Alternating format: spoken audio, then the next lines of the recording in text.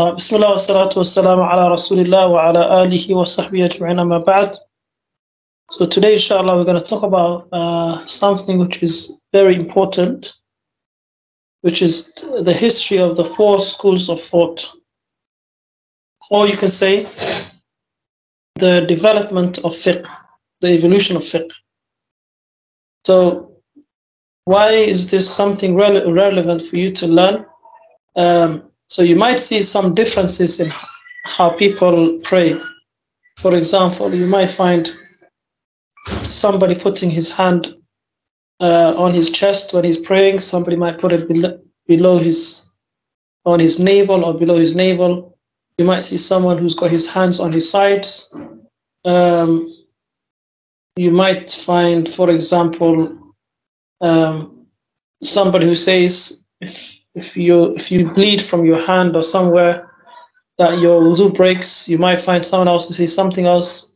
Or even when Ramadan starts, if the moon is sighted somewhere else, does it count for every country or the neighboring countries, or does every country have to look for themselves?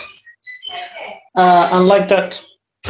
So these differences, you probably wanted to always know about it, and this is an opportunity to see why these differences exist. So as you know, there's four madhabs. Okay, I'm going to explain to what madhab is. Imam Abu Hanifa's madhab: Hanafi, Maliki, Shafi'i, Hanbali. Okay.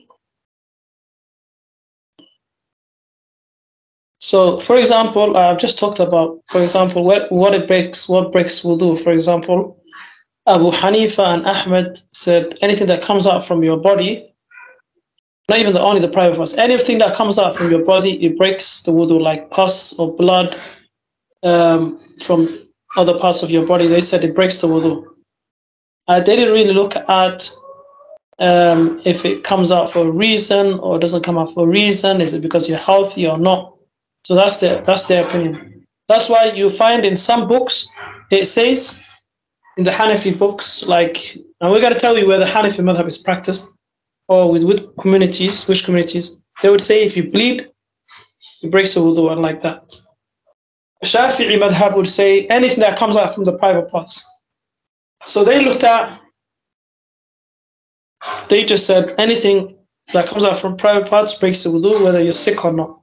Malik, on the other hand, said anything that comes out from the private part, but if you're sick, it doesn't break your wudu. So, for example, if a person has like urine just continuing from his private parts, then he said that doesn't break the person's wudu. Okay, and these differences of opinion are based on different understanding of the ayats and the hadith. So, what is a madhab? Somebody might say to you, "What's your madhab?" Okay. So what is a madhab mean? Madhab means the doctrine or way, a path, okay, of a scholar. Not in normally faith we don't use in faith. I'll take that out, but like in fiqh, and then in sciences of hadith or Arabic language. But here when we're talking about madhab in fiqh, these schools, their kind of their ideology kind of started at the time of Muhammad sallallahu alaihi wasallam. So at the time of Muhammad sallallahu alaihi wasallam, he would just wait for Quran to be revealed when there's a problem.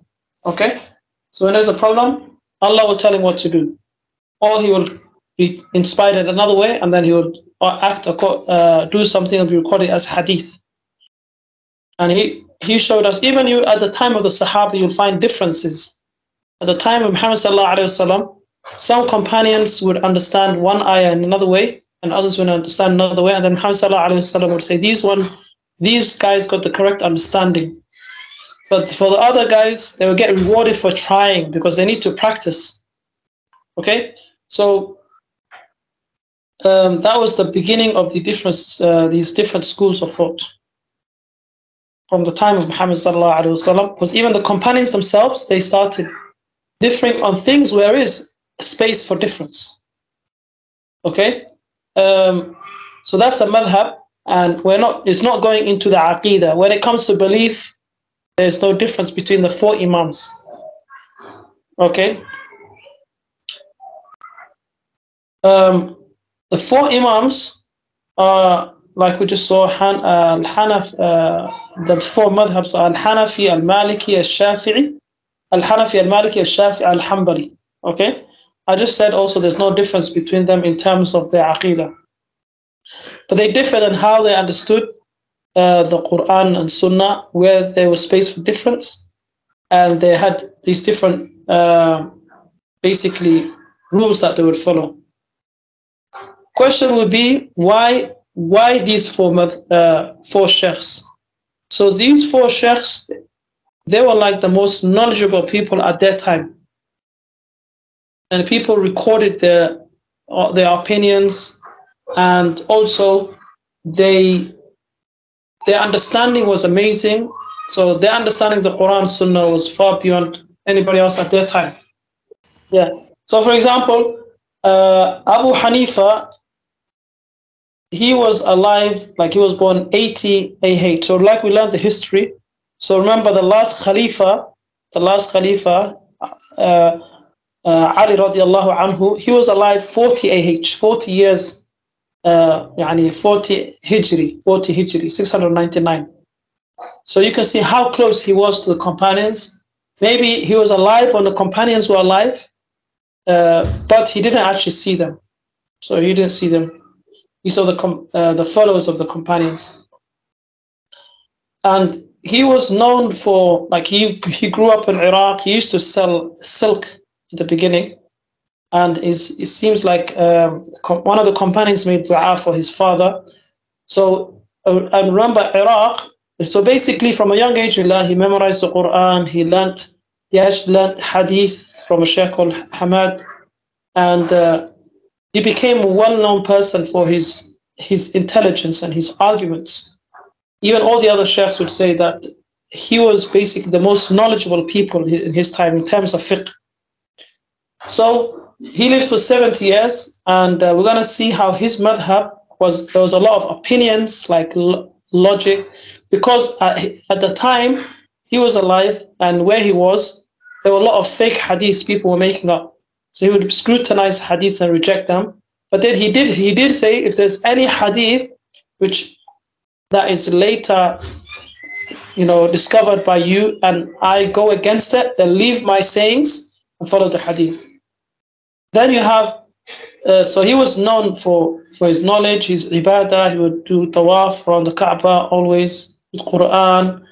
He was known for his ibadah. Malik, which is the school of thought of Malik ibn Anas. So he lived in Medina. He grew up in Medina, lived in Medina, and remember he wrote that famous hadith book as well called Muwatta. So we're gonna see when he was alive. He was alive when people were recording books, recording hadith books and fiqh books. So his book actually was considered as one of the most authentic books at his time. Okay, and we're going to see his madhab and how it spread to different parts of the world. Okay, and he lived the longest. He lived for 86 years. And also he used to dress very nicely, especially when he's reading the hadith. And he used to love Muhammad sallallahu alaihi wasallam's words. Then you have Shafi'i, Muhammad ibn Idris al-Shafi'i. He was born 150 AH. He died 204 AH. So about, even him is not too far from Muhammad sallallahu alaihi wasallam, if you look at it.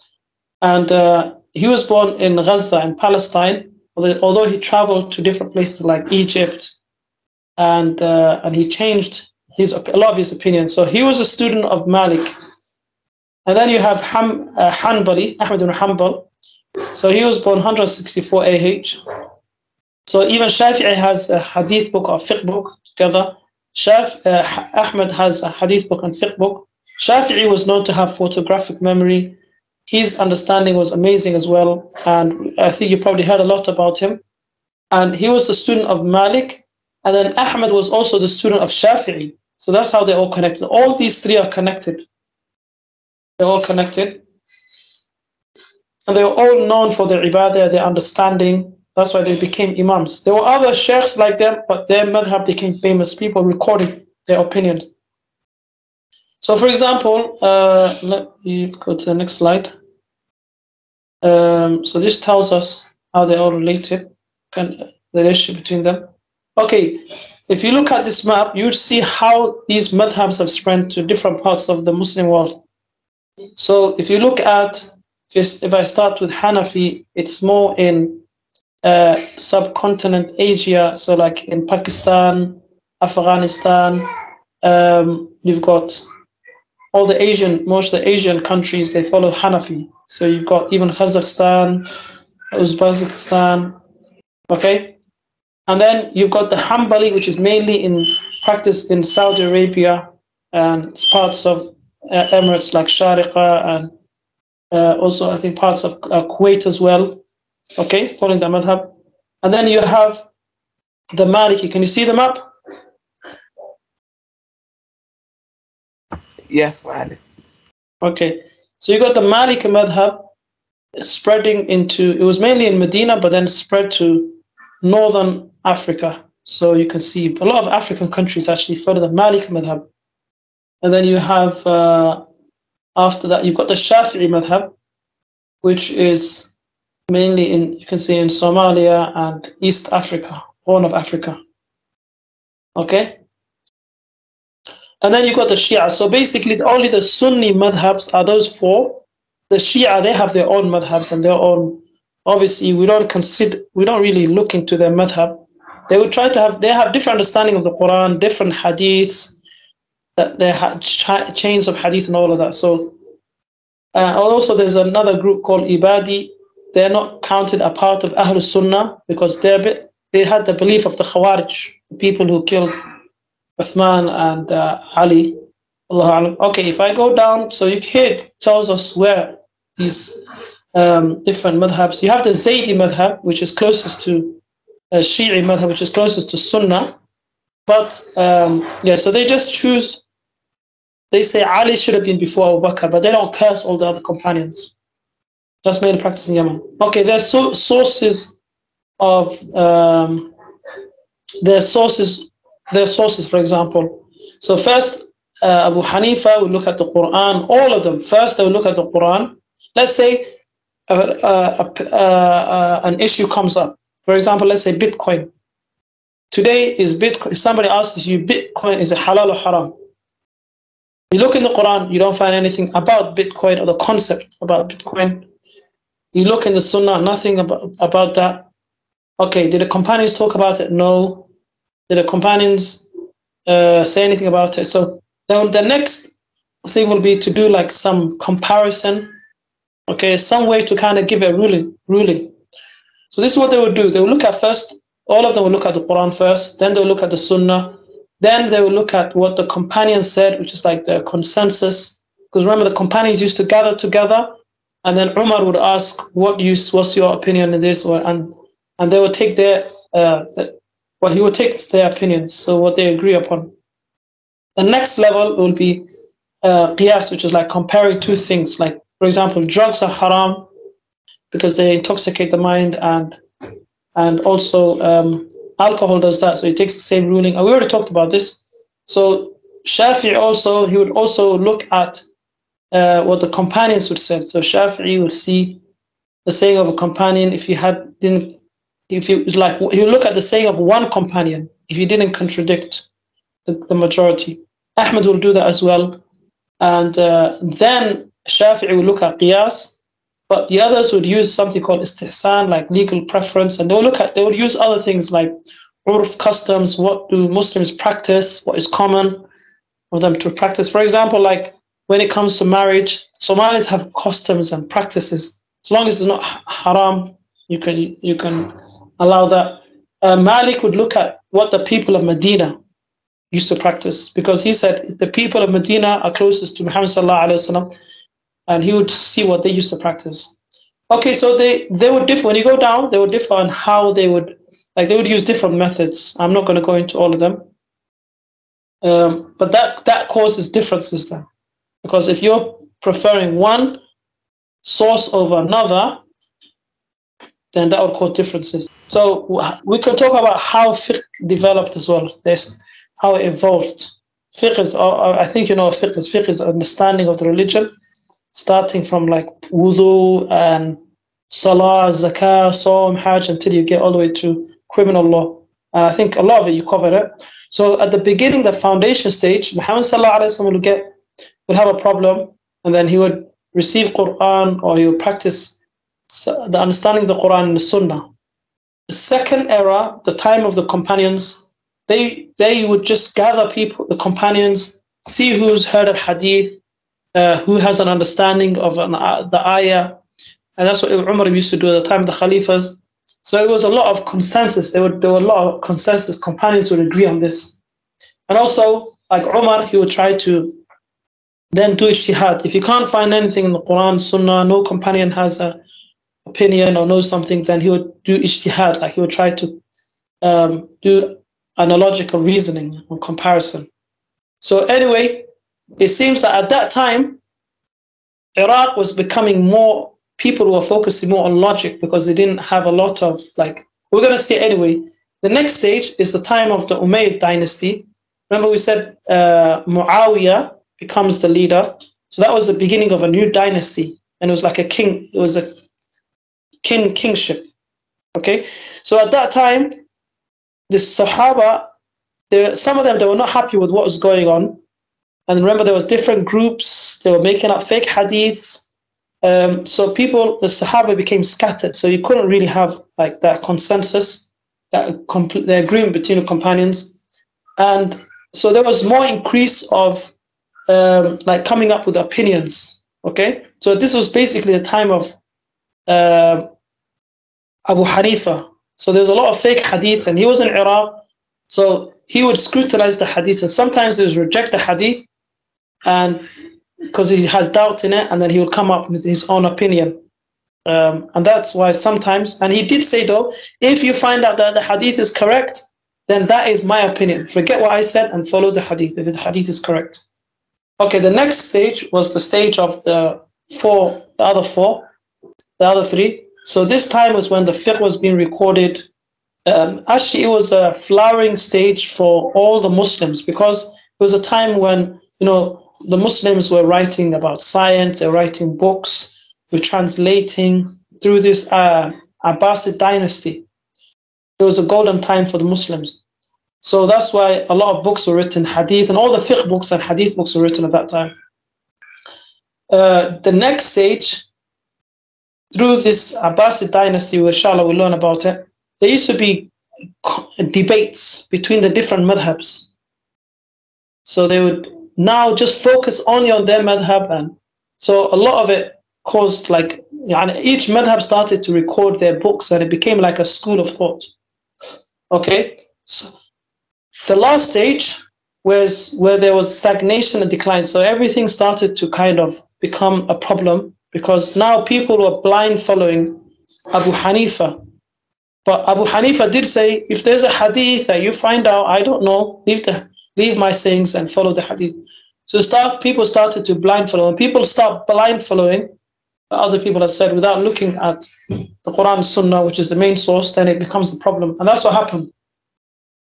And then a lot of the laws that could have been practiced were neglected. So it went into the Ottoman Empire. That was the next empire. If we leave out the Andalusia, the Spanish, where the Spain Muslims were in Spain. So anyway, there was a decline. There was a decline there. Okay, sorry. Let me just.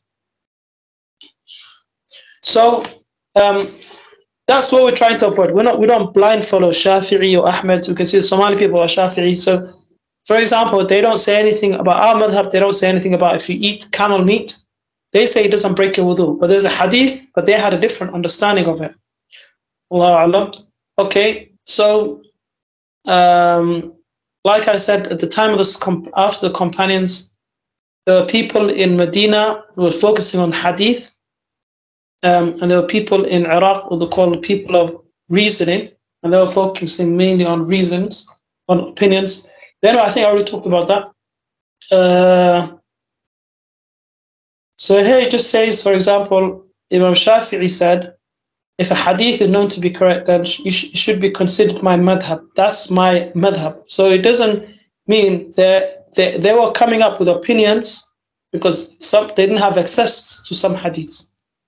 But at the end they said, if the hadith is correct, then it's my madhab. Abu Hanifa said as well, Shafi'i said that the hadith is found to be sahih, it is my madhab. Okay? So what happened later on is that people also started to kind of hide some of their beliefs in the madhab.